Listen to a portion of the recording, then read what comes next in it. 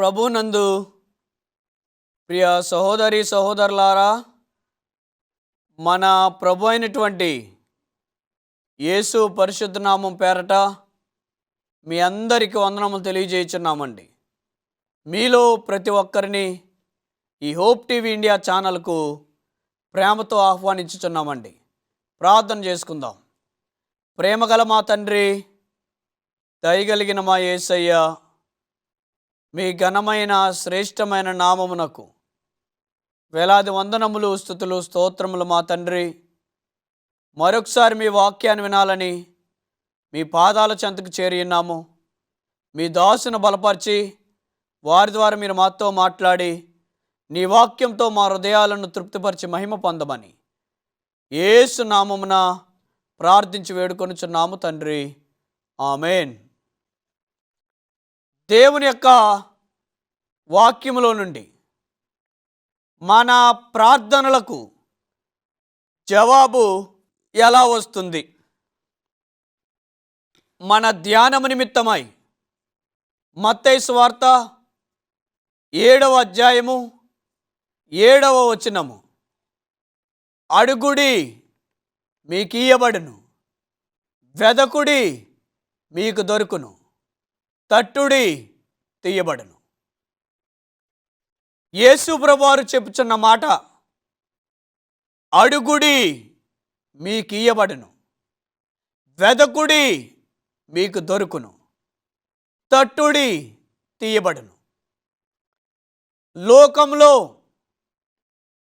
ఏ తల్లిదండ్రులైనా, లేకపోతే ఏ భర్త అయినా, లేదా ఏ భార్య అయినా, ఏ యజమానుడైనా ఈ మాట అనగలరా? నీవేం కావాలో అడుగు, నీకు ఇస్తాను అని ఎవరైనా అడగగలరా? ఎవరైనా చెప్పగలరా ఈ మాట? ప్రియ సహోదరి సహోదరులారా, యేసు ప్రభువారు అంటున్నారు కదా, అడుగుడి మీకు ఇయ్యబడును, వెదకుడి మీకు దొరుకును. మీకేం కావాలో అడగండి, నేను మీకు ఇస్తాను. ఈ యొక్క భరోసా ఏ తల్లిదండ్రులు వారి పిల్లలకి ఇవ్వలేరు. ఏ భర్త తన భార్యకు ఇవ్వలేడు. ఏ భార్య తన భర్తకు ఇవ్వలేదు. ఏ యజమానుడు తన పనివారికి ఈ మాటను ఇవ్వలేడు. అడుగుడి మీకు ఇస్తాను. మన యొక్క ప్రార్థన చేస్తే, దేవుణ్ణి మనం అడిగితే, మనకేం కావాలో ఆయన ఇవ్వటానికి సిద్ధంగా ఉన్నాడు. ఎందుకంటే లోకమును దాని నివాసులను, ఈ లోకము దాని సంపూర్ణత, లోకములో ఉన్నదంతయు ఆయనవే. లోకములో ఉన్న ప్రతీది ఆయనదే. ఇది సమస్తము ఆయనకు సంబంధించింది. భూమిని ఆయనే పుట్టించారు, ఆకాశమును ఆయనే పుట్టించారు, సముద్రాన్ని ఆయనే పుట్టించారు, సమస్తాన్ని ఆయనే సృష్టించారు. కాబట్టి ఏం కావాలో మీరు అడగండి, నేను మీకు ధారాళంగా ఇస్తానని దేవుడు మనకి వాగ్దానము చేయుచున్నారు. ఒక కంపెనీలో 10 మందికి ఉద్యోగాలు ఉన్నాయి. 100 మంది వెళ్ళారు ఉద్యోగాలు కావాలని. ఆ కంపెనీ వారు 100 మందికి ఉద్యోగాలు ఇవ్వగలరా? ఇవ్వలేరు. ఎందుకంటే వారి దగ్గర 10 మందికే పని ఉన్నది. మన దగ్గర 100 మందికి భోజనం పెట్టడానికి తగిన భోజనం మన దగ్గర ఉంది. 200 మంది వచ్చారు, ఏం చేస్తాం? సగం సగం పెడతాం. 3,000 మంది వచ్చారు, ఇంకా కొంచెం కొంచెం పెడతాం. 4,000 మంది వచ్చారు, ఏం చేస్తామండి? ఇంకో కొంచెం కొంచెం పెడతాం. 5,000 మంది వచ్చారు, ఎవరికీ పెట్టలేం. దేవుడు చెప్తున్నారు, అడగండి నేను మీకు ఇస్తాను. ఎవరు ఏమడిగినా పర్వాలేదు. ఎవ్వరు కూడా చెప్పలేరు ఇంత ధైర్యంగా మన యేసు ప్రభువారు చెప్పినట్టు. యేసు ప్రభువారు ధైర్యంగా చెప్తున్నారు, అడగండి మీకేం కావాలో నేను మీకు ఇస్తాను. మన ప్రార్థనలకు జవాబు ఇవ్వటానికి ఆయన సిద్ధంగా ఉన్నాడు. మరొక వాక్యంలో రాయబడింది కదా, మనము అడగకనే పొందలేక పోతున్నాం. మనం పొందుకోవట్లేదంటే మనము ఆయనను అడగట్లేదు. మనము పొందుకోలేకపోతున్నామంటే ఆయనను మనం అడగట్లేదు. అడగకనే మనం పొందుకోలేక పోవచ్చున్నాము. అడగండి నేను ఇస్తాను అని భరోసా మనకిస్తున్నాడు. ఈ భరోసాను బట్టి మనం ముందుకెళ్ళి ప్రార్థన చేసి ప్రతిఫలాలను మనం పొందుకోవాలి. అయితే మన ప్రార్థనలకు జవాబు ఎలా వస్తుంది? దేవుడు మన ప్రార్థనలకు ఆయన జవాబు ఎలా ఇస్తారు? ఇర్మియా గ్రంథము 29వ అధ్యాయము 12వ వచనంలో మనం చూస్తే, మనము ప్రార్థిస్తే చాలు ఆయన మన మొరను ఆలకిస్తాడటండి. మనం ప్రార్థిస్తే చాలు మన మొరను ఆయన ఆలకిస్తాడు. ఆ విననేరకుండానట్లు ఆయన చెవుల మందం కాదు, రక్షింపనేరకుండానట్లు ఆయన హస్తములు కొరచ కాదు. ఆయన వినే దేవుడు, మనకు సహాయం చేసే దేవుడు, మనలను రక్షించే దేవుడు, మన ప్రార్థనలు విని జవాబిచ్చే దేవుడు ఆయన. కాబట్టి ఆయన మనం అడగాలి. మరొక మాట చూద్దాం, చూడండి. యెషయా గ్రంథం 65వ అధ్యాయము 24వ వచనంలో, ప్రార్థన చేసిన వెంటనే మనకి జవాబు వస్తుంది. మొట్టమొదటి మాట, మన ప్రార్థనలకు జవాబు ఎలా వస్తుందంటే, మన ప్రార్థనలకు జవాబు ఎలా వస్తుందంటే వెంటనే వస్తుంది. ప్రార్థించిన వెంటనే జవాబు వస్తుంది. ఆలస్యం ఉండదు, ఆలస్యం చేయడు. మన ప్రార్థనకు వెంటనే సమాధానం వస్తుంది. పరిశుద్ధ గ్రంథంలో ప్రార్థించిన వెంటనే సమాధానం ఎవరికి వచ్చింది అని మీరు పరిశీలన చేయగలిగితే, ఏలియా అహాబు యెజెబెలు దగ్గరికి వెళ్ళి, మీరు ఎన్నాళ్ళ మట్టుకి 2 తలంపుల మధ్య తడబడుచుంటారు, యెహోవా నిజమైన దేవుడైతే ఆయన దగ్గరకు రండి, లేదా బయలుదేవత అయితే ఆయనకి మీరు ఆరాధన చేయండి అన్నప్పుడు వారిద్దరూ కర్మేలు పర్వతం దగ్గరికి వచ్చారు. కర్మేలు పర్వతం దగ్గరికి వచ్చి వారు ప్రార్థన చేస్తున్నారు. అహాబు యెజెబెలు ప్రవక్తలేమో బయలుదేవతకు ప్రార్థిస్తున్నారు. వారి ప్రార్థన అయిపోయింది. ఏలియా ప్రార్థన చేయుచున్నాడు. ఏలియా ఈ రీతిగా అంటున్నాడు, తండ్రి, వీరందరూ నీవే నిజమైన దేవుడు అని తెలుసుకొనినట్లు ఆకాశం నుండి అగ్ని పంపించండి తండ్రి అని ప్రార్థించాడు. వెంటనే ఆయన ఇంకను ఇలాగ ప్రార్థన చేయుచుండగంటే ఇంకా ఆయన ప్రార్థన ముగించలేదు, ప్రార్థన ఇంకా ఆయన ఆపలేదు. ఇంకా ఆయన ప్రార్థనలో ఉన్నాడు, సమాధానం వెంటనే వచ్చింది. ఆకాశం నుంచి అగ్ని దిగి వచ్చి ఆ యొక్క బలి పశువును అన్నిటినీ ఆరిపోజేసింది, బూడిదిగా చేసేసింది కట్టెలని కూడా. చూసారా, మన ప్రార్థనలకు జవాబు ఏమవుతుందటండి? వెంటనే వస్తుంది. ప్రార్థించిన వెంటనే మన ప్రార్థనలకు జవాబు వస్తుంది.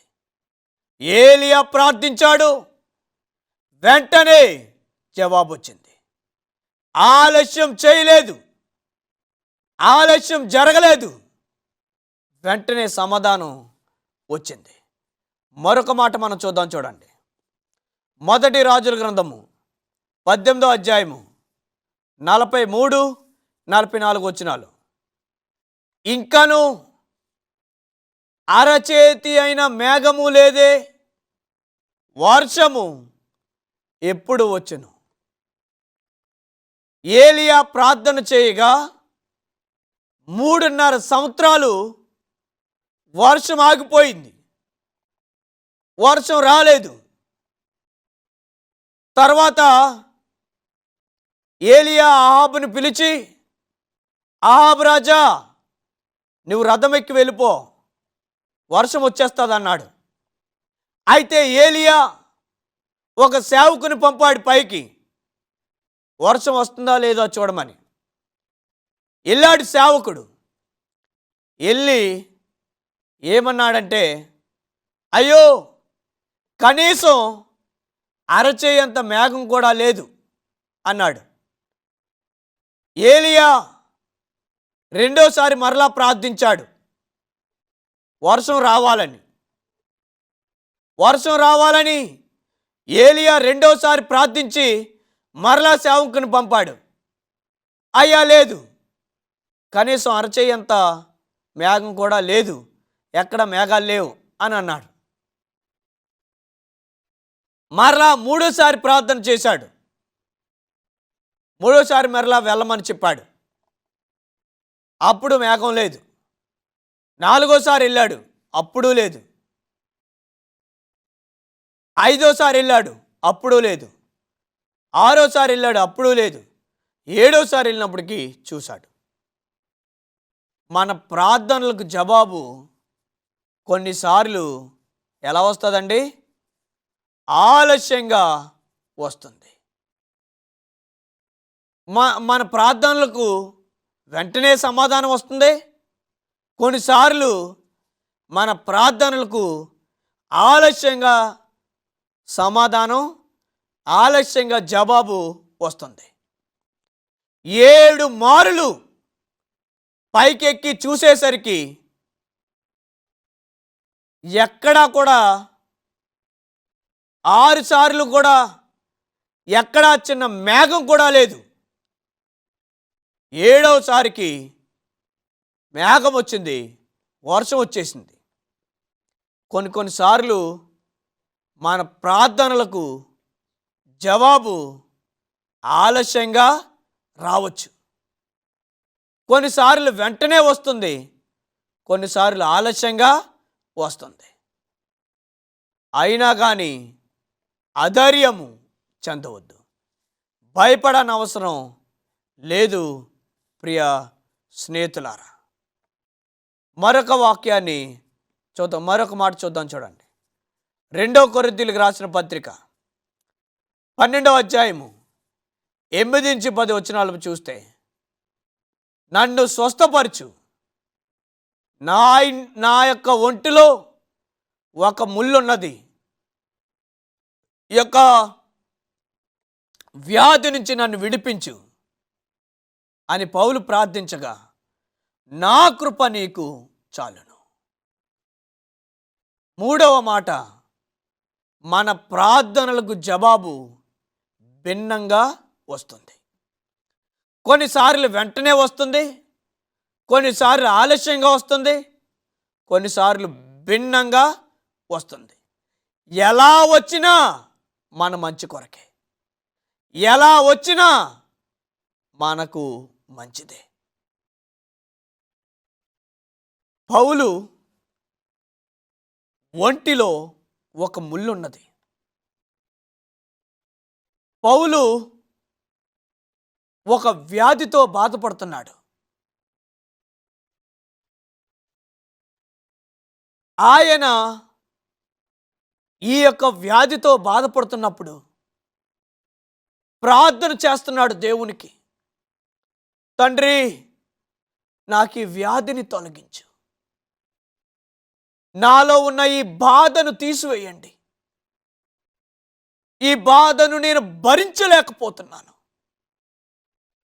నా ఒంటిలో ఉన్నటువంటి ఈ ముళ్ళును తొలగించు తండ్రి అని ప్రార్థిస్తున్నప్పుడు దేవుడు ఏమన్నాడంటే, ఆ ముళ్ళును అలాగే ఉంచు, మై గ్రేస్ ఈజ్ ఎనఫ్, నా కృప నీకు చాలును, నా కృప ఉంటే నీకు చాలు.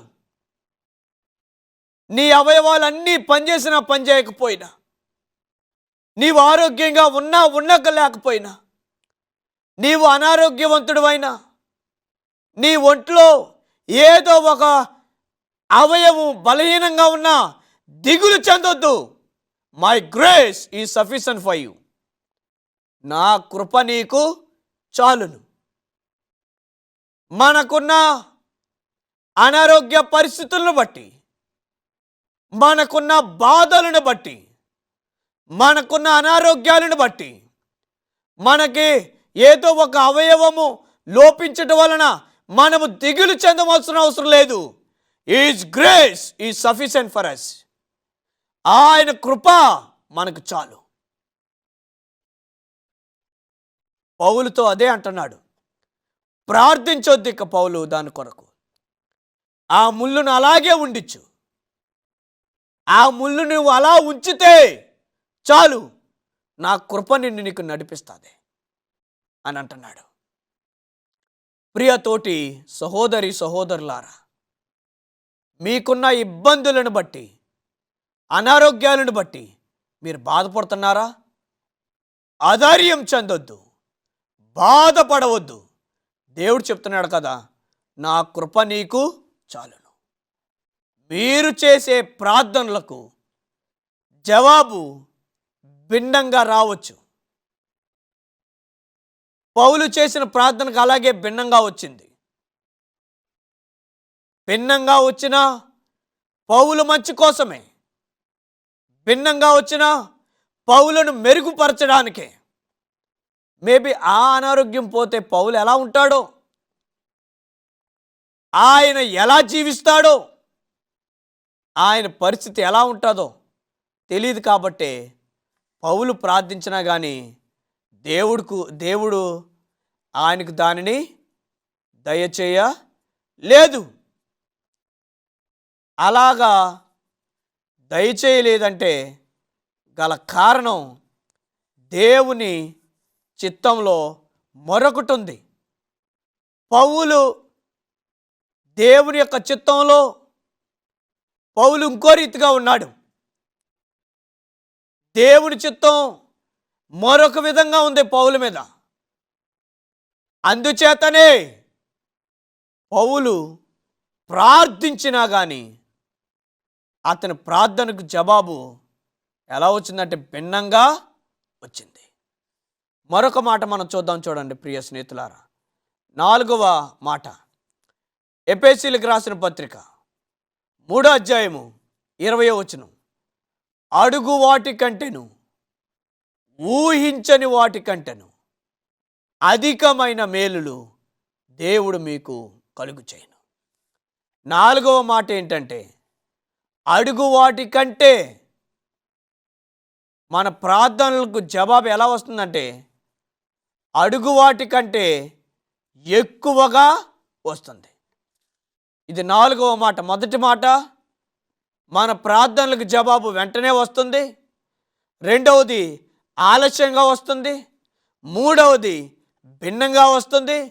నాలుగవది అడుగు వాటికంటే ఎక్కువగా వస్తుంది. మనము ఒకటి కావాలని ప్రార్థిస్తే దేవుడు ఇంకా ఎక్కువగా ఇస్తారు. మనం ఒకటి కావాలనుకుంటాం, దేవుడు ఇంకా ఎక్కువ ఇస్తారు. కారణం ఏంటంటే అడుగు వాటికంటేను ఊహించని వాటికంటేను అధికమైన మేలులు చేసే దేవుణ్ణి మనం కలిగి ఉన్నాం.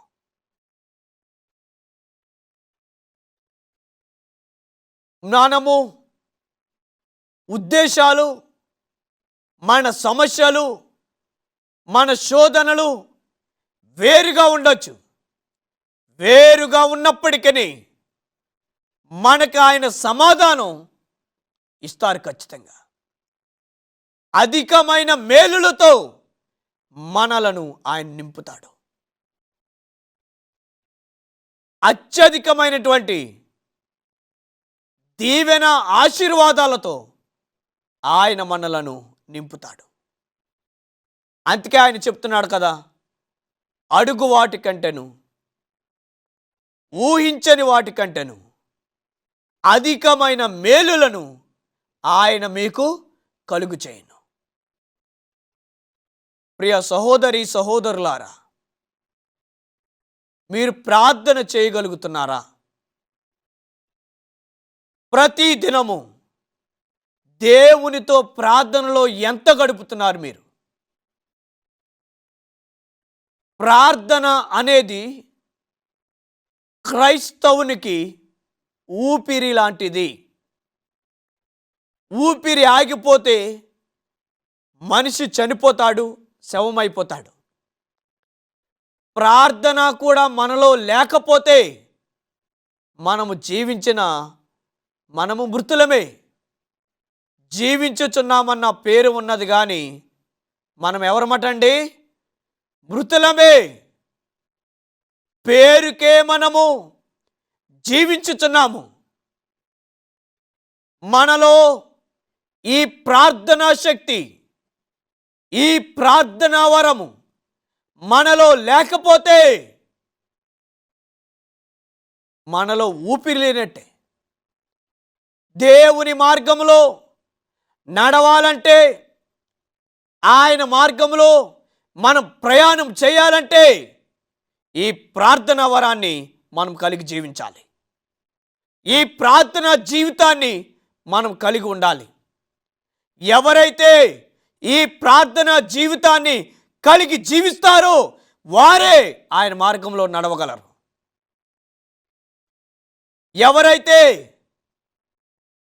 ఆయన మార్గంలో ప్రయాణం చేయాలనుకుంటున్నారో వారే ఈ యొక్క ప్రార్థనా శక్తిని కలిగి జీవిస్తారు. కాబట్టి ప్రియ సహోదరి సహోదరులారా, ఈ ఊపిరి అనే ప్రార్థనా జీవితాన్ని కలిగి మీరు జీవించండి. ఇలా మీరు జీవించినట్లయితే ఆయన మార్గంలో మీరుంటారు. ఈరోజు మనం 4 మాటలు నేర్చుకున్నాము. మన ప్రార్థనలకు జవాబు ఎలా వస్తుంది? మొట్టమొదటి మాట, మన ప్రార్థనలకు జవాబు వెంటనే వస్తుంది. రెండవ మాట, మన ప్రార్థనలకు జవాబు ఆలస్యంగా వస్తుంది. మూడవది, మన ప్రార్థనలకు జవాబు భిన్నంగా వస్తుంది. చివరిగా 4వ మాట, మన ప్రార్థనలకు జవాబు అడుగువాటి కంటే ఎక్కువగా వస్తుంది. కాబట్టి ప్రార్థన చేయండి, ఈ దేవుని మీరు పొందుకోనండి, ఆయన మార్గంలో ప్రయాణం చేయండి. దేవుడి మాటలు దీవించును గాక. ఆమేన్. ప్రార్థన. ప్రేమగల మా తండ్రి, దయగలిగిన మా యేసయ్య, మీ ఘనమైన నామానికి వందనాలు తెలియజేయుచున్నాము. ఇంతవరకు మీ సేవకును బలపరుచుకొని మీరు మాతో మాట్లాడారు. ప్రార్థనలకు ఎలా జవాబు వస్తుంది అనేది మేము నేర్చుకున్నాము. కొన్నిసార్లు మా ప్రార్థనలకు వెంటనే జవాబు వస్తుంది, కొన్నిసార్లు ఆలస్యంగా వస్తుంది, కొన్నిసార్లు భిన్నంగా వస్తుంది, కొన్నిసార్లు అడిగిన వాటికంటే ఎక్కువగా వస్తుంది. ఎలా వచ్చినప్పటికీ నీకే మహిమ తండ్రి, నీకే ఘనత. నీకే ప్రభావములు ఆరోపించుచున్నాము. ప్రార్థించే గొప్ప వరాన్ని వాక్యం వినుచున్న వీరందరికీ మీరు ప్రసాదించండి. ప్రార్థించే గొప్ప భాగ్యాన్ని మీరు మాకు దయచేయండి. ప్రార్థించుట అనగా నీతో మాట్లాడుట, నీతో మాట్లాడే భాగ్యాన్ని మాకందరికీ దయచేయమని, విన్న వాక్యము మా హృదయాల్లో ప్రతిఫలింప చేయమని, ప్రార్థన ఆలకించి ప్రార్థన ప్రతిఫలం దయచేయమని యేసు నామమున ప్రార్థించి వేడుకొనుచున్నాము తండ్రి, ఆమేన్. దేవుడు మిమ్ములను మీ కుటుంబాలను దీవించి ఆశీర్వదించును గాక. ఆమేన్.